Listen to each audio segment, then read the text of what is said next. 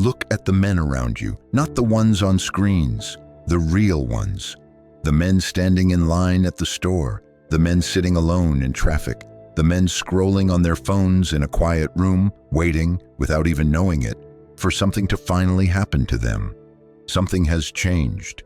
You can feel it even when no one says it out loud. Men today are softer, slower, more anxious, more easily offended, more easily distracted, more easily controlled.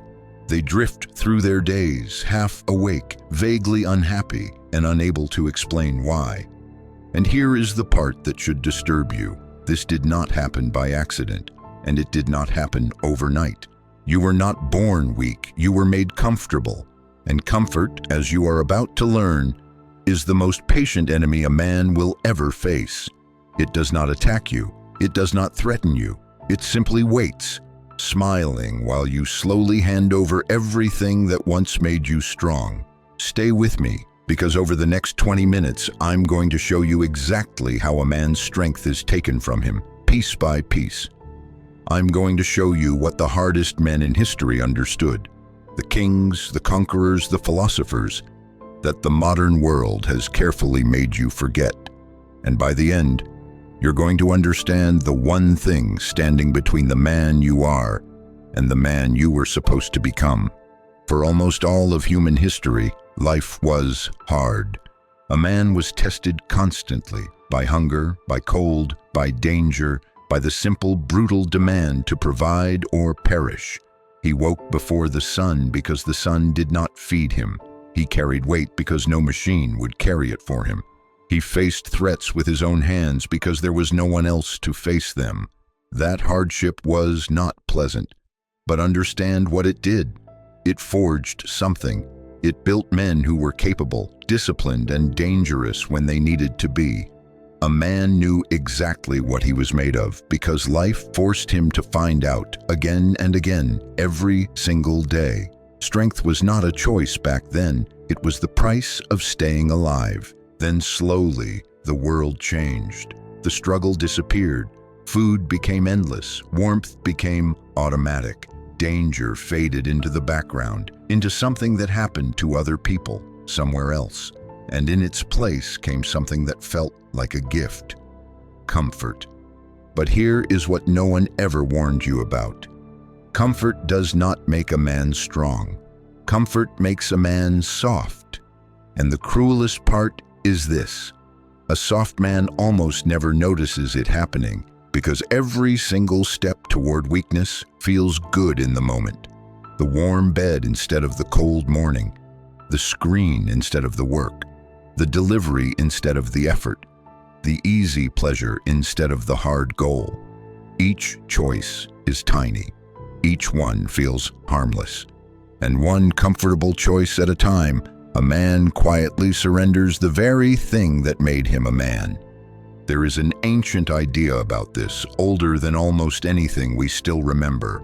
The Greek historian Herodotus ended his great history with a warning from Cyrus the Great, the man who built the largest empire the world had ever seen. When the Persians, grown powerful, suggested they leave their harsh mountains and move to richer, easier land, Cyrus refused. He told them a simple truth: soft lands breed soft men. Rich earth and gentle living, he warned, do not produce great warriors. They produce comfortable subjects, easily ruled. He understood that a people who choose ease over hardship will not stay free for long. Machiavelli understood the same law 2,000 years later.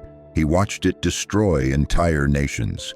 He saw that when men grow used to comfort, they lose the will to fight for anything at all. They become, in his words, ruled by fortune instead of ruling it. The comfortable man does not shape his life. His life simply happens to him, like weather, and he wonders quietly in the dark why he feels so powerless over his own existence. That feeling you can't quite name, that sense that you're capable of more but somehow never reach it, that is the comfort trap, and you are standing inside it right now. History does not just hint at this, history screams it. Consider Hannibal, one of the greatest military commanders who ever lived. For years, his army was unbeatable. He crossed the Alps with elephants. He crushed Rome's legions at Cannae in one of the most devastating defeats ever inflicted on an empire. His men were hardened by years of brutal campaigning, loyal, lethal, unstoppable. And then they entered the city of Capua, a rich, beautiful, comfortable city. They wintered there, surrounded by warmth, wine, soft beds, and endless pleasure. And something happened that no enemy on a battlefield had ever managed to do. The comforts of Capua did what Roman steel could not. When Hannibal's army marched out again, they were no longer the same.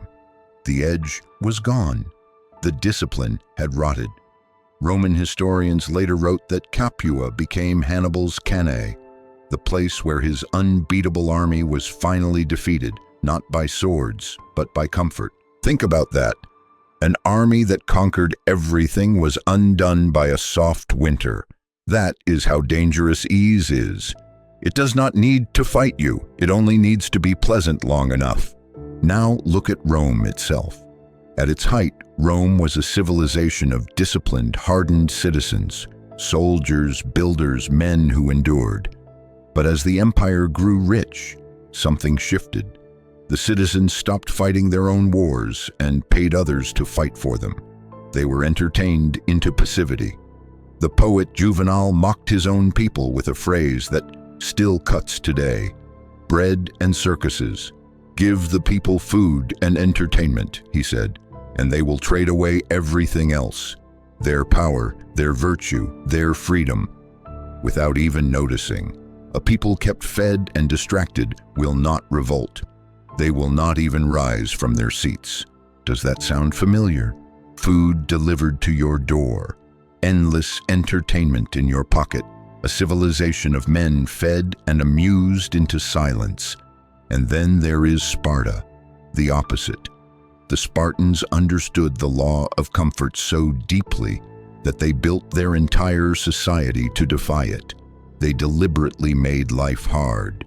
They trained their boys through hardship, hunger, and discomfort on purpose because they knew that softness was the death of a warrior. They chose struggle when they didn't have to. And for centuries, they were among the most feared men on earth. The pattern across all of history is brutally clear. Hardship builds men. Comfort dissolves them. Every great power that rose through discipline eventually fell through luxury.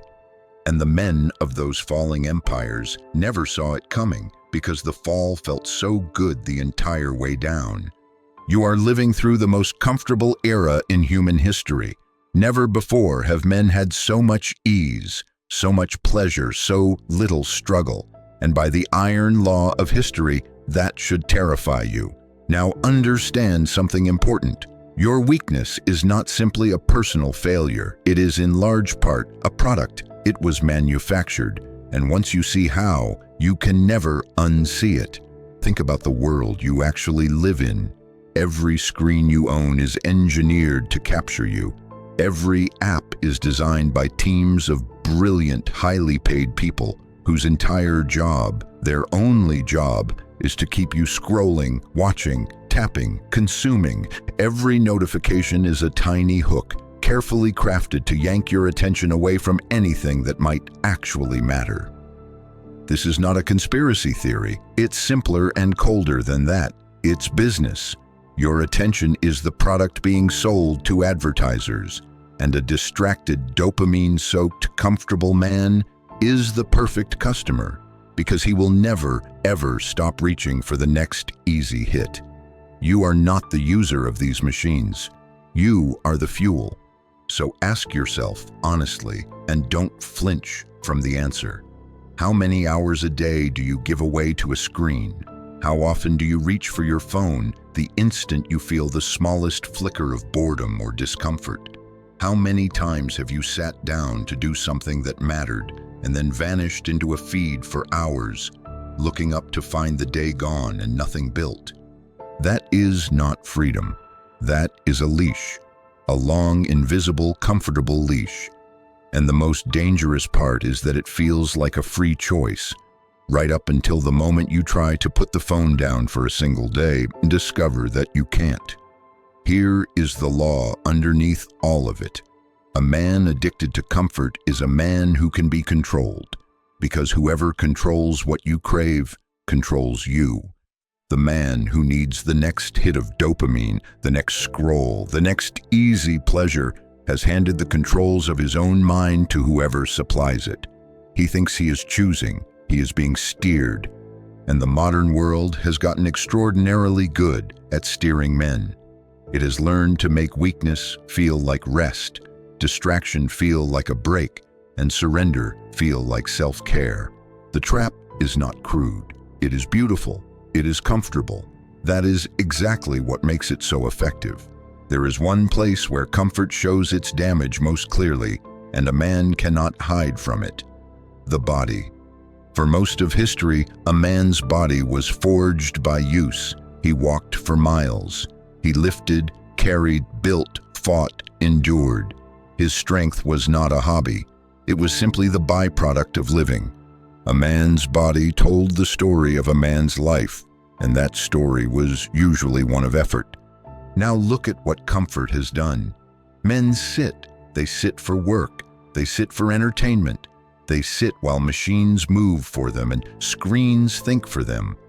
The modern man can go an entire day, an entire week, an entire year, barely challenging his body at all.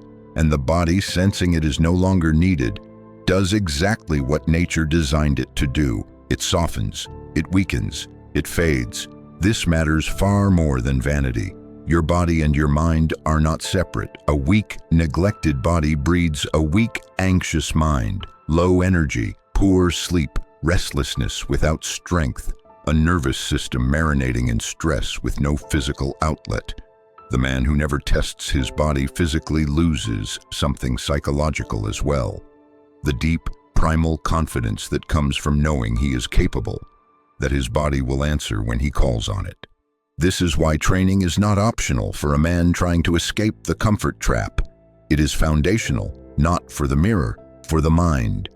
When you lift something heavy and refuse to put it down, when you run until your body begs you to stop and you keep going, you are teaching yourself a lesson far bigger than fitness. You are proving to yourself that you can choose discomfort and survive it, that you can suffer on purpose and come out stronger, that your will is greater than your weakness.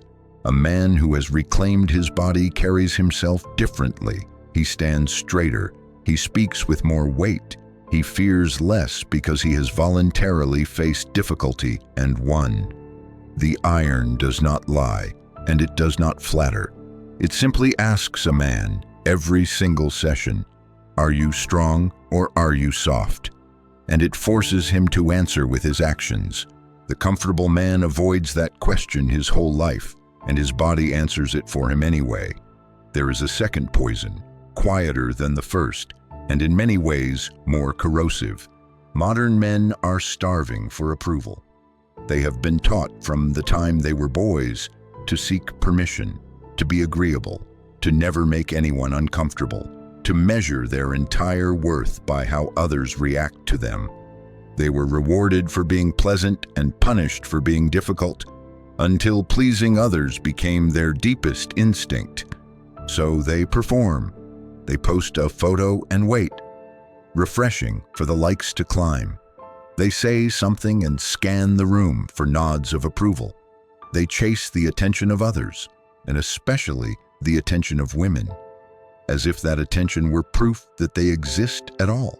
Their sense of self lives entirely outside themselves, in the hands of people who barely think about them.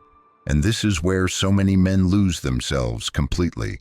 A man who needs validation will bend his entire personality to get it. He becomes whatever he believes will be accepted. He hides his real opinions. He laughs at jokes he doesn't find funny. He agrees with things he doesn't believe. He chases people who don't respect him because winning them over feels, for a moment, like winning back his own worth. He is not living his life. He is auditioning for it. every day in front of judges who never asked him to perform. But here is the brutal law underneath it all. The more a man seeks approval, the less he is given. People can smell desperation from across a room. They are instinctively repelled by it. The man who needs the room is ignored by the room. The man who needs the woman is precisely the one she loses interest in.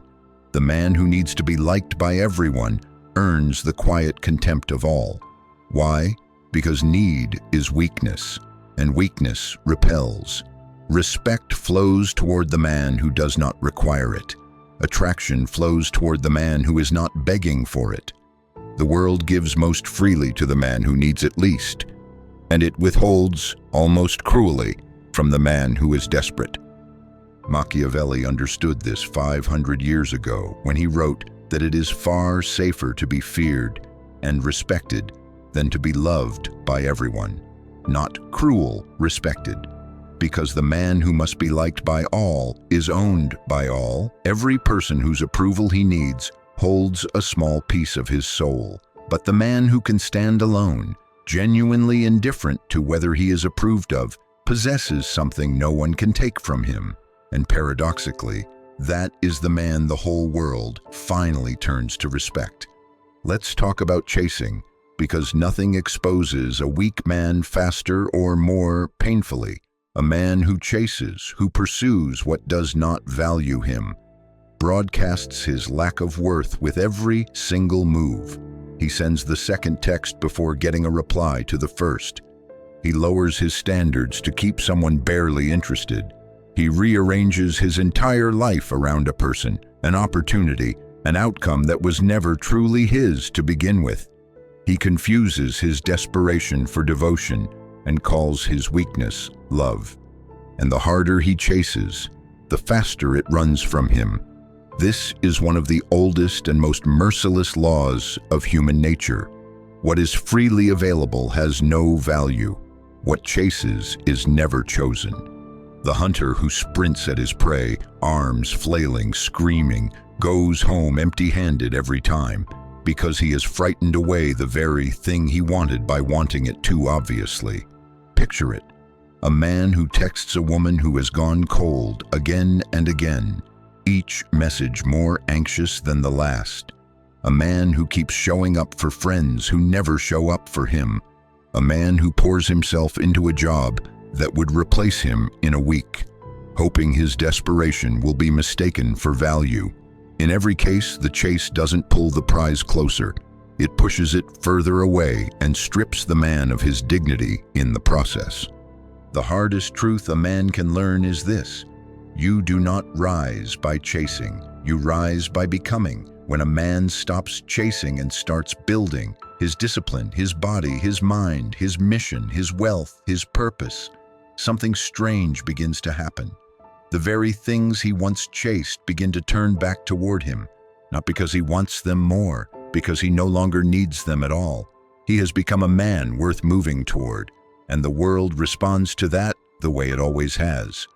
The willingness to walk away is the foundation of all of it.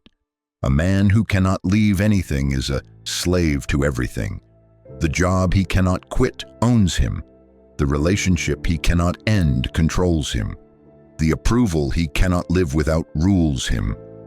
But the moment a man becomes genuinely willing to lose something, the woman, the deal, the friendship, the approval, he can no longer be controlled by it. His standards become real because there is now a consequence behind them, and people feel that instantly. They always have. Stop chasing, start becoming, and watch the world reorder itself around the man you turn into. Here is the most comfortable lie of all, the one that has buried more potential than any other. The lie of someday. Someday I'll get in shape. Someday I'll start that business. Someday I'll fix my life, master my discipline, become the man I know I could be. Tomorrow, next week, when things calm down, when the time is right. Comfort loves someday because someday lets a man feel like he is going to change without ever requiring him to change right now. It gives him the comfort of the intention without the discomfort of the action. He gets to feel like a man on his way up while doing exactly what keeps him down. But understand what someday really is. It is a quiet thief. It steals from you so slowly that you never feel the loss until it's enormous. A day of comfort chosen over effort feels like nothing. A week feels like nothing, but these days do not disappear. They accumulate.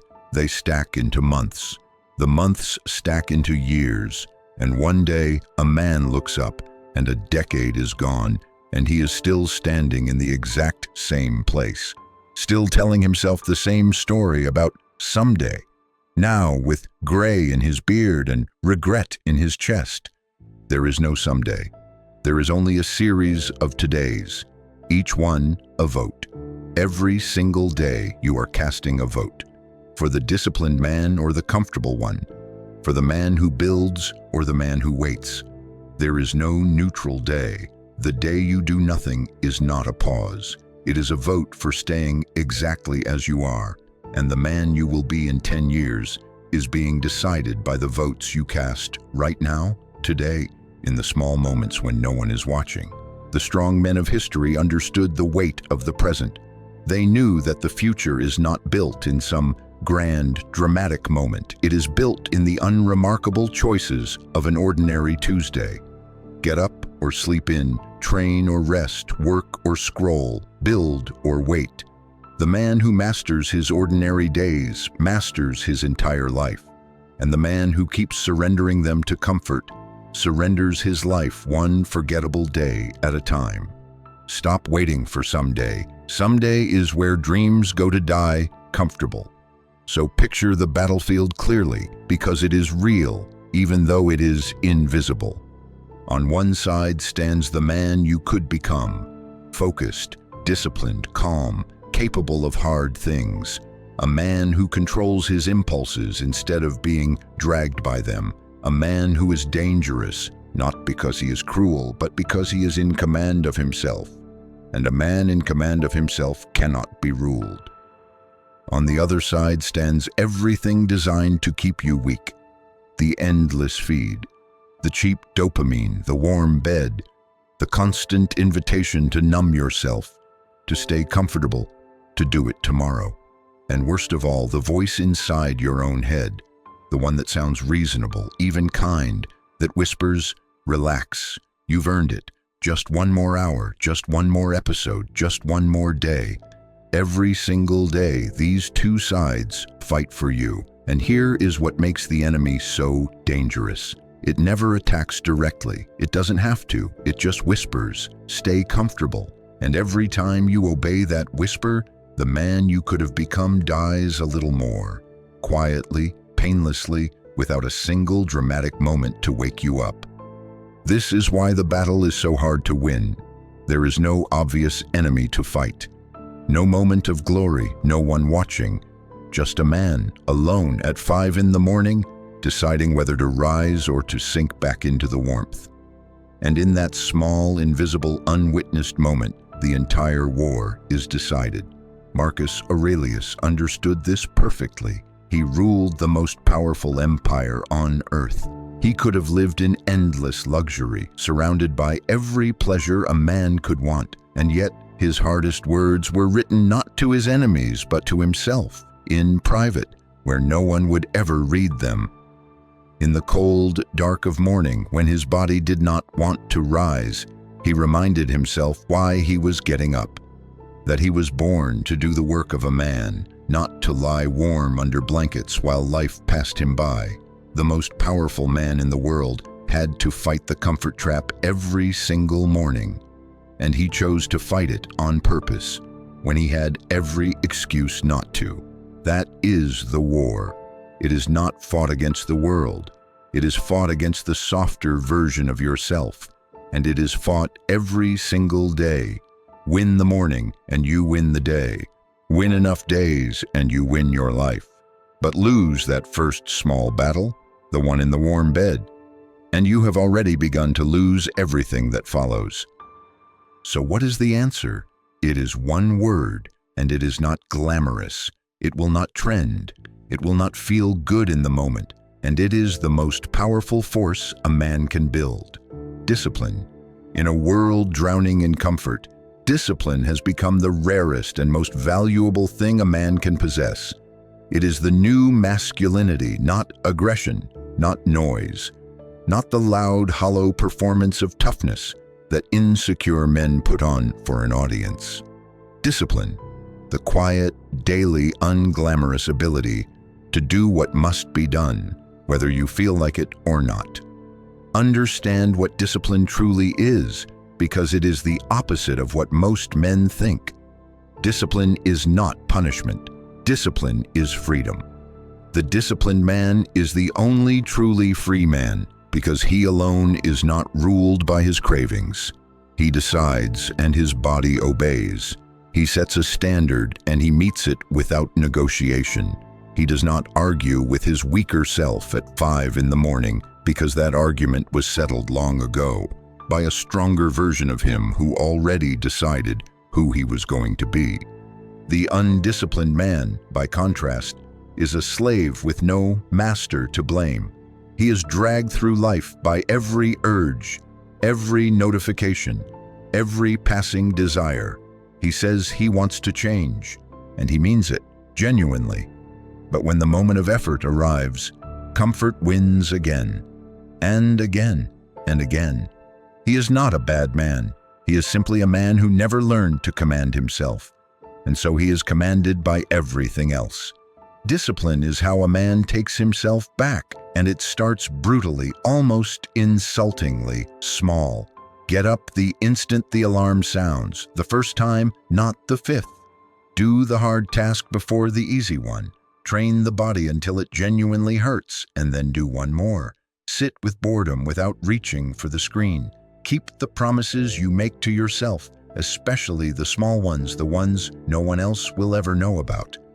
Because the man who breaks his word to himself in private becomes a man no one can rely on, least of all him. Here is the secret that changes everything. Every time you choose the hard thing over the comfortable thing, you are not just completing a task. You are casting a vote for the man you are becoming. You are sending yourself a message. I am the kind of man who does what he says. And those messages accumulate. They harden into identity. Win enough of those small, invisible wars, and one day you stop having to force yourself to be strong. You simply become a man who is, not because he is performing strength, but because discipline has become who he is at the root. That is the new masculinity, quiet, unglamorous, built in the dark, alone when no one is watching, and utterly unstoppable. So here is where you begin, not someday, this week, today. First, pick one comfort that owns you and break its grip. The phone first thing in the morning, the hours dissolving into the feed, the snooze button you hit 3 times. Choose one and deny it completely. Feel how hard it is. Feel the discomfort, the restlessness, the strange withdrawal, and do it anyway. That discomfort is not your enemy. It is the feeling of your strength coming back. Second, do one hard thing every single day on purpose. Train until it hurts. Take the cold shower. Finish the task you've been avoiding for weeks. The specific task barely matters. What matters is that you are rebuilding the part of you that can choose discomfort and endure it, the muscle that comfort has let waste away. Third, stop chasing. Stop performing for approval. Stop begging in 1,000 small ways for the attention of people who don't value you. Take every ounce of that energy and turn it inward, into your body, your work, your mind, your mission. Become so focused on building yourself that you simply no longer have the time or the need to chase anyone. Fourth, guard your reactions like they are the last territory of your freedom, because they are. The next time someone tries to provoke you, give them nothing. Let your calm be the proof that you can no longer be controlled. Let your silence say what no outburst ever could. You cannot move me. And finally, kill someday. Stop waiting for the perfect moment, the calm season, the day you finally feel ready. That day is not coming. There is only today, and the vote it casts, cast it well. None of this is easy. It was never meant to be. The easy path is the one that brought you here. Soft, distracted, vaguely unhappy, wondering where your strength went. But the man you could become is still in there. He has been waiting this whole time on the other side of every comfortable choice you've been making. And the only way to reach him is to start choosing the hard thing. Today, and again tomorrow, and again the day after that. The world made you comfortable. Now it's time to make yourself dangerous again. This was aura. Discipline, control, dominate. If this hits something in you, good. That discomfort is the first sign of a man waking up. The next law goes deeper than this one. Don't look away.